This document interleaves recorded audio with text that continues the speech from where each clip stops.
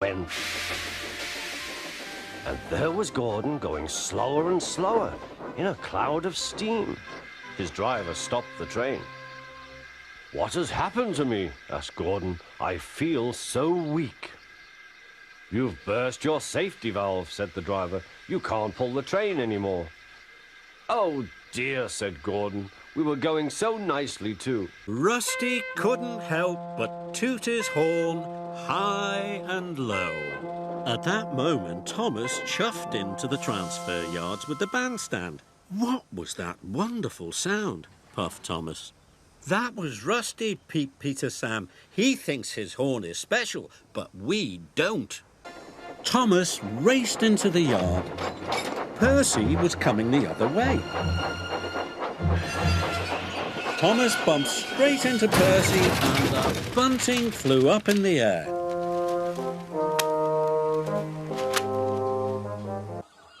Thomas, Percy and James were looking at the early morning sky.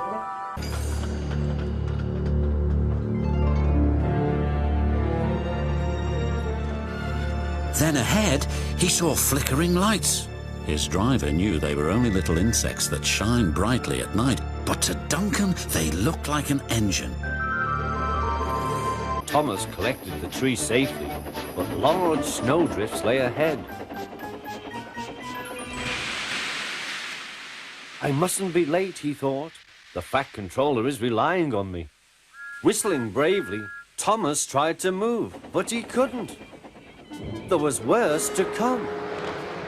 Poor Thomas was snowed under.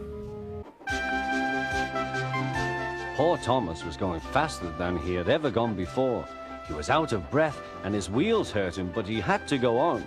"I shall never be the same again," he thought sadly. "My wheels will be quite worn out."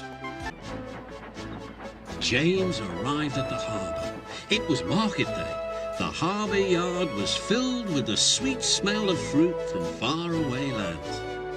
The fruit was delivered in big ships. James watched as strawberries, oranges, melons and bananas were carefully loaded into his trucks. Then he set off for the station on the main line. Halfway up, he was not so sure. "I must do it! I must do it!" But his wheels slipped on the leaves. He couldn't pull the train at all. "Help! Help!" whistled James. His wheels were turning forward, but the heavy coaches pulled him backwards. The whole train started slipping down the hill. Now I'll get you, Burnett Stone! No, you won't, because the magic you refuse to believe in will get the better of you. You can run, but you can't hide! Right, Pinchy? Pinchy's hungry! Get back! Come on, lady. But Duke still had plenty of steam left in him. His valves sounded worse than they were. He and his driver had their own little joke ready. They waited until they reached the hill. "Now!" said his driver.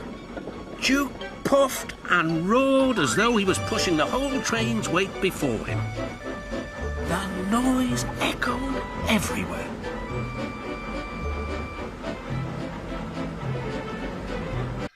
"Toby shall have a new coat of paint." "Please, sir, can Henrietta have one too?" said Toby. "Certainly, Toby." "Oh, thank you, sir. She will be pleased." The mayor, the Fat Controller and Lady Hat stood by the new tower. Great Waterton is no longer lost. Welcome to the town of Great Waterton. The Fat Controller was worried. The fire must not spread. Sodor must not be in danger.